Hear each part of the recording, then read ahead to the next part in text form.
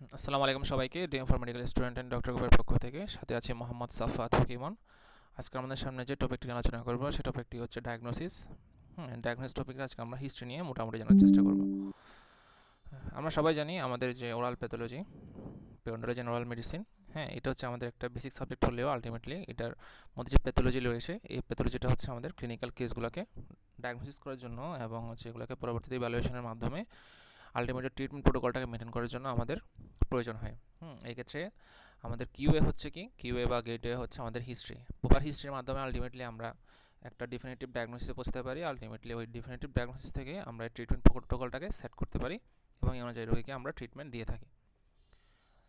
হিস্ট্রির মধ্যে আমরা যদি দেখি, ঠিক আছে, আমাদের প্রথমে হচ্ছে যে জিনিসটি খুবই গুরুত্বপূর্ণ সেটা হচ্ছে পেশেন্টের যে ডেমোগ্রাফিক ডিটেলসটা রয়েছে এই ডেমোগ্রাফিক ডিটেলসটাকে হচ্ছে কি করা, প্রথমেই আমরা পেশেন্ট থেকে জেনে নেওয়া। ঠিক আছে, এক্ষেত্রে আমরা সাধারণত যে যে কাজগুলো করে থাকি জেনে নেওয়ার জন্য,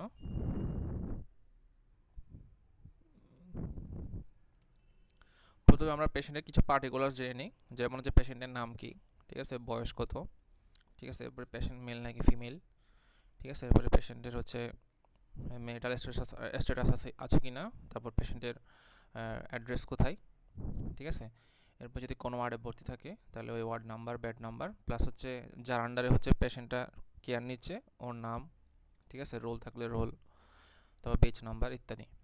এই ক্ষেত্রে আমাদের সবচেয়ে বেশি ইম্পর্টেন্ট হচ্ছে এইজটা। ঠিক আছে, কারণ হচ্ছে আমরা যখন প্যাথোলজিক্যাল বিভিন্ন ধরনের ডিজিজ নিয়ে জানার চেষ্টা করি তখন আমাদের এইজের ভেরিয়েশনের উপর ডিপেন্ড করে। এইজের ভেরিয়েশনের উপর ডিপেন্ড করে, যেমন হচ্ছে আমাদের চাইল্ড, ঠিক আছে, এরপরে হচ্ছে আমাদের ফিমেল, ঠিক আছে, এরপরে আমাদের হচ্ছে মেল, এদের, তারপর আমাদের হচ্ছে ইয়ং পেশেন্ট, ঠিক আছে, এরপরে আমাদের হচ্ছে অ্যাডাল্ট পেশেন্ট, ঠিক আছে। তাহলে এদের এদের বিভিন্ন ধরনের আমরা কী থাকে, এইজ অনুযায়ী কিছু কিছু ডিজিজ কম বেশি হয়ে থাকে। এই জন্য বলা হচ্ছে দ্য সার্টেন ওরাল কন্ডিশন আর এইজ স্পেসিফিক। সো যেমন উদাহরণ দিয়ে বলা হচ্ছে দ্য প্রাইমারি হারপেটিক, জিঞ্জিভোস্টোমাইটিস, এটা হচ্ছে আমার চিলড্রেনে কী হয়, বেশি হয়, যেখানে আমার ওরাল ক্যান্সারটা ultimately increase with this age.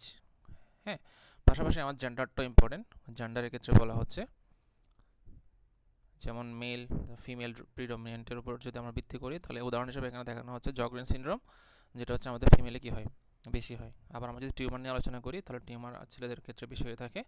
অন্ডোজেনিক non অন্ডোজেনিক tumour, এর মধ্যে অন্ডোজেনিক টিউমারের কিছু লেশন রয়েছে, ফাইব্রোসিস লেশন, এগুলো ফিমেলে বেশি হয়ে থাকে। সিস্টের ক্ষেত্রে যদি আমরা দেখি তাহলে সিস্টের প্রিডমিনেন্সটা ফিমেলে বেশি। এভাবে বিভিন্ন ধরনের প্রিমেলিগন্যান্ট লেশনগুলো, মেলিগন্যান্ট লেশনগুলো আমাদের কী করে, জেন্ডার ওয়াইজ ভেরি করে। ঠিক আছে, এরপরে হচ্ছে অকিউপেশন।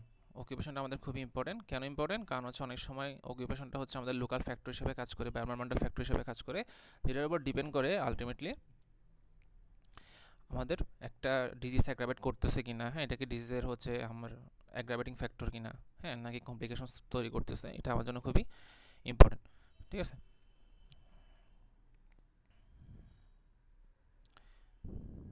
এরপরে বলা হচ্ছে ইথনিসিটি অর্থাৎ রেস। পেশেন্টের হচ্ছে জেনেটিক প্রিডিসপোজিশনটা খুবই ইম্পর্টেন্ট, কারণ আমাদের এমন অনেক ওরাল লেশন রয়েছে বা বিভিন্ন ধরনের সিনড্রোম রয়েছে যেগুলো হচ্ছে আমার জেনেটিকভাবে কী হয় একজন রোগীর মধ্যে প্রকাশ পায়, এবং এই সিনড্রোমগুলোর হচ্ছে কিছু কী থাকে, ওরাল মিউকোসাল ফিচার থাকে, যেখানে হচ্ছে আমার টুথ রিলেটেড থাকতে পারে, তারপর হচ্ছে সফট টিস্যু রিলেটেড থাকতে পারে, অন্যান্য হার্ট টিস্যু বা বোন রিলেটেড থাকতে পারে। এরপরে আমরা যে জিনিসটি হচ্ছে পেশেন্ট থেকে নিই হিস্ট্রিতে, সেটা হচ্ছে চিপ কমপ্লেন্ট। চিপ কমপ্লেন্টের মধ্যে আমরা সাধারণত কী করি, পেশেন্টের ভার্বাটিম ইউজ করি। এখানে ভার্বাটিম বলতে বোঝাচ্ছে পেশেন্টের নিজস্ব ভাষায়। ঠিক আছে, পেশেন্ট আমাদেরকে যে স্পেসিফিক ডাটা দিতে চাই, এক্ষেত্রে পেশেন্টকে আমাদের কাউন্সিল করতে হয় যাতে সে আমাদের চিফ কমপ্লেন্টস মানে হচ্ছে কি পেশেন্টের অনেকগুলো কী থাকে, প্রাইমারি এবং সেকেন্ডারি কমপ্লেন্ট থাকে, এর মধ্যে যে কমপ্লেন্টটা সবচেয়ে বেশি ইম্পর্টেন্ট, ওইটাকে আমার কী করতে হয়, পেশেন্টের সাথে কাউন্সিলিং করে নিয়ে আসতে হয়।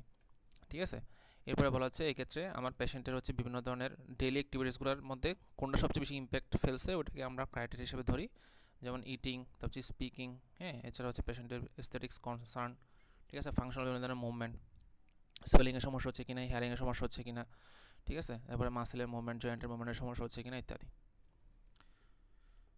এরপরে আমরা চলে যাই হচ্ছে পেশেন্টের হিস্ট্রি অফ প্রেজেন্ট ইলনেস, অর্থাৎ পেশেন্ট আমাদের যে চিফ কমপ্লেনগুলো দিচ্ছে এটার উপর ডিপেন্ড করে আমরা কী করি, পেশেন্টের যে প্রেজেন্ট ইলনেস এটাকে আমরা ডিটারমাইন করার চেষ্টা করি। হ্যাঁ, এক্ষেত্রে এটাকে কিছু ভাগে আমরা ভাগ করি। প্রথমত হচ্ছে আমরা অনসেটটাকে কী করি, ডিটারমাইন করার চেষ্টা করি। দ্বিতীয়ত আমরা দেখি হচ্ছে আমাদের ডিউরেশনটা কতটুকু, ঠিক আছে, কারণ এই ডিউরেশনের উপর ডিপেন্ড করে আমার কী হয়, দুই ভাগে আমরা লেশনগুলোকে ভাগ করি। একটা হচ্ছে অ্যাকিউট কন্ডিশন, হ্যাঁ ঠিক আছে, আরেকটা হচ্ছে কি আমার ক্রনিক কন্ডিশন। এরপরে আমরা হচ্ছে প্রগ্রেশনের উপর ডিপেন্ড করে। হ্যাঁ, তাহলে ডিউরেশনের উপর ডিপেন্ড করে আমরা বুঝতে পারি হচ্ছে লেশনটার প্রোগ্রেস কীরকম, এটাকে পুয়ার প্রোগ্রেস দেখাচ্ছে নাকি র্যাপিড প্রোগ্রেস দেখাচ্ছে।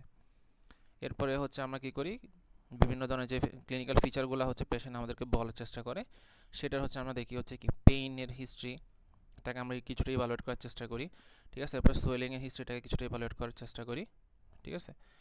এরপরে কোনো ধরনের ব্লিডিং থাকলে ওটা উল্লেখ করার চেষ্টা করি, আলসারেশন থাকলে ওটা উল্লেখ করার চেষ্টা করি। হ্যাঁ, পেনের ক্ষেত্রে আমরা সাধারণত পেনের টাইপটা, তারপর পেনের ইন্টেন্সিটিটা, ঠিক আছে, এরপর পেনের ট্রিগারিং ফ্যাক্টর কী কী আছে এবং অন্য কোনো মুভমেন্টের সাথে বা অন্য কোনো অ্যাক্টিভিটির সাথে পেনটা রিলেটেড কিনা, ঠিক আছে, এবং কোনো ডিউরেশন আছে কিনা, এগুলো আমরা কী করি, জানার চেষ্টা করি। এরপরে পেশেন্টের যদি অ্যাসোসিয়েট কোনো সিমটম থাকে ওটাকে আমরা কী করি, প্রেজেন্ট ইলনেসের মধ্যে লেখার চেষ্টা করি, যেমন হচ্ছে আমাদের ফিভার আছে কিনা, ঠিক আছে, এরপরে পেশেন্টের কোনো ধরনের ম্যালাইসের কোনো ফিচার আছে কিনা, এগুলো আমরা দেখার চেষ্টা করি এবং জানার চেষ্টা করি। এরপর অ্যাগ্রাভেটিং ফ্যাক্টরের মধ্যে হচ্ছে মানে যে সাবস্টেন্সগুলো আমরা কী করে কোনো একটা ডিজিজকে ওরসেন করে অথবা ওই ডিজিজের কন্ডিশনটাকে কিছুটা কী দেয়, রিলিফ দেয়। হ্যাঁ, এরপরে আমরা চলে আসি পেশেন্টের মেডিকেল হিস্ট্রির মধ্যে। মেডিকেল হিস্ট্রির মধ্যে আমরা সাধারণত যে আমাদের বেসিক যে মেডিকেল হিস্ট্রিগুলো আমরা নিয়ে থাকি, এক্ষেত্রে আমাদের কমন হচ্ছে ডায়াবেটিসের হিস্ট্রি নিই, হাইপার টেনশনের হিস্ট্রি নিই, ঠিক আছে। এরপরে কোনো ধরনের মেডিকেশন যদি নেই, এই মেডিকেশন কী কী নিচ্ছে, ঠিক আছে, যেমন আমার মেডিকেশনের উপর ডিপেন্ড করে আমাদের কী হয়, জেরোস্টেমিয়া হতে পারে, জিঞ্জিভাল হাইপারপ্লাসিয়া হতে পারে, ঠিক আছে, এগুলো খুব কমন হচ্ছে কন্ডিশন যেগুলো ড্রাগ ইনডিউসড হয়ে থাকে। এরপর আমরা অ্যালার্জির হিস্ট্রি নিই, ঠিক আছে, কারণ অ্যালার্জি হিস্ট্রির কারণের সময় কী হয়, পেশেন্টের ট্রিটমেন্টটা প্রোটোকলটা কী হয়, ভিন্ন হয়ে যায়, ঠিক আছে। এক্ষেত্রে অ্যালার্জি বিভিন্ন কারণে হতে পারে, পাশাপাশি হসপিটালাইজেশন হয়েছে কিনা, এর আগে কোনো ধরনের সার্জারিতে সম্মুখীন হয়েছে কিনা, এটা আমাদের গুরুত্বপূর্ণ ভূমিকা পালন করে হিস্ট্রির ক্ষেত্রে। এরপর আমরা চলে আসা হচ্ছে ডেন্টাল হিস্ট্রিতে। ডেন্টাল হিস্ট্রিটাও খুবই ইম্পর্টেন্ট, কোনো প্রিভিয়াস ট্রিটমেন্ট নিচ্ছে কিনা, কারণ এর উপর ডিপেন্ড করে পেশেন্টের অনেক সময় confidence level, repo building, anxious হবে কিনা, ঠিক আছে, ট্রিটমেন্টে কেমন কোঅপারেটিভ হবে, এগুলো ডিপেন্ড করে। এরপর আমরা ওরাল হাইজিন প্র্যাকটিস কীরকম ওইটার সম্পর্কে জানার চেষ্টা করি। হ্যাঁ, এক্ষেত্রে ব্রাশিং কেমনে করে, কয়বার করে, ফ্লসিং করে কিনা, কী কী মাউথওয়াশ ইউজ করে, ঠিক আছে, এগুলো সম্পর্কে আমরা জানার চেষ্টা করি। এরপর ট্রমা। হ্যাঁ, ট্রমা হচ্ছে কি আমার কোনো ধরনের হিস্ট্রি অফ ইঞ্জুরিস আছে কিনা, ঠিক আছে, যেটার কারণে আমাদের ওরালের এই কন্ডিশনটা অ্যাগ্রাভেট করলো। হ্যাঁ, বা হচ্ছে এর আগে কোনো ট্রমার সম্মুখীন হয়েছে কিনা, এগুলো জানার মাধ্যমে আমরা হচ্ছে কী করি, একটা ডিটেলস হিস্ট্রিতে পৌঁছানোর চেষ্টা করি, যেগুলো আমার পরবর্তীতে ডায়াগনোসিসে হেল্প করে। এরপরে হ্যাবিট। হ্যাঁ, প্রত্যেকটা পেশেন্টের কিছু নিজস্ব কী থাকে, হ্যাবিট থাকে। এই হ্যাবিটটা খুবই ইম্পর্টেন্ট, কারণ হ্যাবিটের উপর ডিপেন্ড করে আগে কী করতে হয়, আমাদের ট্রিটমেন্ট প্রোটোকলটা সাজাতে হয়। এক্ষেত্রে যদি আমার কোনো ধরনের প্যারাফাংশনাল হ্যাবিট থাকে বা অ্যাবনর্মাল হ্যাবিট থাকে, ওটাকে আগে কী করতে হয়, আমাদের একটা সার্টেন কন্ডিশনে নিয়ে আসতে হয়, একটা সার্টেন রুলের মধ্যে নিয়ে আসতে হয়, যেমন স্মোকিং, ঠিক আছে, অ্যালকোহল, ব্রাক্সিজম, নেল বাইটিং, এরপর টাং থ্রাস্টিং, হ্যাঁ, লিপ বাইটিং ইত্যাদি। এরপরে ফ্যামিলি হিস্ট্রিটা খুবই ইম্পর্টেন্ট, কারণ আমাদের যেগুলো হচ্ছে জেনেটিক্যাল কন্ডিশন বা হেরিডিটারি কন্ডিশনগুলো রয়েছে, এগুলোর মধ্যে কী থাকে, একটা ফ্যামিলিয়ার ব্যাকগ্রাউন্ড থাকে। যেমন এখানে একটা উদাহরণ হিসেবে দেখানো হচ্ছে কি এমিলোজেনেসিস ইমপারফেক্টা, যেটা মেনলি কি হয়, জেনেটিক প্রিডিসপোজিশনের কারণে হয়ে থাকে। এরপর সোশ্যাল হিস্ট্রি ইম্পর্টেন্ট, কারণ এর সময় আশেপাশের সোসাইটির মধ্যে হচ্ছে পেশেন্টের ওরাল হাইজিনটা এবং হচ্ছে ওদের ওরাল কন্ডিশনটা এটার উপর ডিপেন্ড করে থাকে। যেমন হচ্ছে কোনো একটা সোসাইটিতে যদি কী হয়, ডায়েটের ক্ষেত্রে যদি হাই সুগার কন্টেন্টটা বেশি নিয়ে নেয়, তাহলে এক্ষেত্রে দেখা যাইতে পারে হচ্ছে কি যাদের সুগার কন্টেনিং বিভিন্ন ধরনের যে ডিজিজগুলো অ্যাগ্রাভেট করে ওগুলো হওয়ার চান্স থাকে। আবার কোনো একটা সোসাইটিতে যদি কি টোবাকো এবং অ্যালকোহলের ইউজ বেশি থাকে, তাহলে এর ক্ষেত্রে হচ্ছে টোবাকো এবং অ্যালকোহল একটা কী করে, অ্যাগ্রাভেটিং ফ্যাক্টর হিসেবে কাজ করে। এরপরে লাইফস্টাইলের উপর ডিপেন্ড করে পেশেন্ট হচ্ছে স্ট্রেসফুল কন্ডিশন থাকে কি না, নাকি ফ্রিলি থাকে, নাকি সেডেন্টারি লাইফস্টাইল বা লেথার্জিক লাইফস্টাইল লিড করে, এগুলো হচ্ছে কী করে আমার হিস্ট্রির মধ্যে অনেক বেশি গুরুত্বপূর্ণ ভূমিকা পালন করে। এরপরে আমরা চলে আসি হচ্ছে আমাদের কিছু ওরাল এক্সামিনেশনের এক্সট্রা ওরাল এক্সামিনেশন এবং ইন্ট্রা এক্সামিনেশন, পাশাপাশি কিছু সিস্টেম এক্সামিনেশন। হ্যাঁ, এর মধ্যে আমরা জেনারেলি কি দেখি, পেশেন্টের হচ্ছে ওয়েটটা দেখি, ফেটিক আছে কিনা দেখি, ফিভার আছে কিনা দেখি, পাশাপাশি স্কিনের মধ্যে আমরা দেখি হচ্ছে কোনো ধরনের র্যাশ আছে কিনা, কোনো ধরনের ল্যাশন আছে কিনা, ঠিক আছে। এরপর আমরা আইসের মধ্যে দেখি পেশেন্টের হচ্ছে ড্রাইনেস আছে কিনা, ভিশনারি কোনো কি ইম্পায়ারমেন্ট আছে কিনা। এরপর ইয়ার্স নোটস থ্রটের মধ্যে দেখি কোনো ধরনের হিয়ারিং লস আছে কিনা, ন্যাচারাল কোনো ডিস্টার্ব আছে কিনা, সোর থ্রোট আছে কিনা, ঠিক আছে। মানে আমরা অঙ্গের উপর ডিপেন্ড করে প্রত্যেকটার মধ্যে কিছু স্পেসিফিক ফিচার দেখার চেষ্টা করি। এবার কার্ডিওভাস্কুলার সিস্টেমের মধ্যে আমরা পেশেন্টের হচ্ছে প্রিভিয়াস কোনো চেস্ট পেন হিস্ট্রি আছে কিনা বা বর্তমানে আছে কিনা, পালপিটেশন আছে কিনা। এরপর রেসপিরেটরির মধ্যে আমরা দেখি হচ্ছে পেশেন্টের কাফ রিফ্লেক্স আছে কিনা, ঠিক আছে, ব্রেথলেসনেস আছে কিনা। এরপর জিআরটির মধ্যে আমরা দেখি মেনলি নশিয়া ভমিটিং ডায়রিয়ার কোনো হিস্ট্রি আছে কিনা, হ্যাঁ। আর নিউরোলজিক্যাল ডিজিজ বা হচ্ছে সিস্টেম যখন আমরা এক্সামিনেশন করি তখন পেশেন্ট থেকে আমরা মৌখিকভাবে হেডেক, তারপর ডিজিনেস, সিজার, হ্যাঁ, এগুলোকে ডিফারেন্সিয়েট করার চেষ্টা করি। এবং এগুলো ডিফারেন্সিয়েট করার জন্য আমরা বিভিন্ন ধরনের এক্সামিনেশনের সহায়তা নিয়ে থাকি। প্রত্যেকটা সিস্টেমের কিছু কি থাকে, ডিটেলস এক্সামিনেশন থাকে, যেটা আমরা সাধারণত আমরা যখন মেডিসিন সার্জারি ওয়ার্ড করি সেখানে আমাদের শেখানো হয়ে থাকে। এরপর এন্ডোক্রাইন যখন আসে, এন্ডোক্রাইনের ক্ষেত্রে আমরা সাধারণত হিডেন কোর ইনটলারেন্সটাকে হচ্ছে প্রাধান্য দিই, কারণ হাইপারথাইরয়েড এবং হাইপোথাইরয়েডিজমটাকে আমরা কি ডিফারেন্সিয়েট করার জন্য এটা খুবই গুরুত্বপূর্ণ। এরপরে পলিউরিয়া আছে কিনা, এরপর হ্যামাটোলজিক্যাল ডিজিজের ক্ষেত্রে হচ্ছে পেশেন্টের ব্রুইশিং আছে কিনা, প্রলং ব্লিডিং হয় কিনা, হ্যাঁ, ব্লিডিং ও ডিসঅর্ডার আছে কিনা, বা হচ্ছে যে হিমোফিলিয়ার পেশেন্ট কিনা, হ্যাঁ, এগুলো হচ্ছে আমাদের ডিসক্লোজ করতে হয়।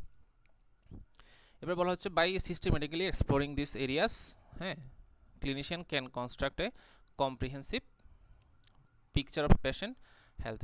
আলটিমেটলি আমার এই সবগুলোকে যখন আমরা একটা কম্বিনেশন নিয়ে আসবো তখন একটা কম্প্রিহেন্সিভ পিকচার আমরা দেখবো, যেটা আমাদের কী করে একেবারে ডায়াগনোসিসে পৌঁছাতে সাহায্য করে। ঠিক আছে, এরপরে বলা হচ্ছে কি this structured approach ensures that no critical information is overlooked, ultimately enhancing patient care. অর্থাৎ আমরা যখন এভাবে সিস্টেম ওয়াইজ, হ্যাঁ, এবং হচ্ছে প্রত্যেকটা হিস্ট্রিকে যখন এভাবে আমরা মেডিকেল, ডেন্টাল, সোশ্যাল, ফ্যামিলিয়ারভাবে ভাগ করে নেওয়ার চেষ্টা করি তখন দেখা যায় আলটিমেটলি আমাদের যে ডায়াগনোসিসটা আছে, প্রথমত আমরা প্রফেশনাল ডায়াগনোসিসটাকে নিই, এরপরে আমাদের ডিফারেন্সিয়াল ডায়াগনোসিস থেকে আমরা ডেফিনেটিভ ডায়াগনোসিসে পৌঁছাই। তাহলে এই যে স্টেপগুলো রয়েছে ডায়াগনোসিসের, এই স্টেপগুলোতে আলটিমেটলি আমাদের যে হিস্ট্রি, এই হিস্ট্রিটা হচ্ছে প্রপারলি নেওয়াটা অনেক বেশি গুরুত্বপূর্ণ। তো আজ এই পর্যন্তই, পরবর্তীতে আমরা অন্য একটা টপিক নিয়ে আলোচনা করার চেষ্টা করব। সবাইকে সাথে থাকার জন্য ধন্যবাদ। আসসালামু আলাইকুম।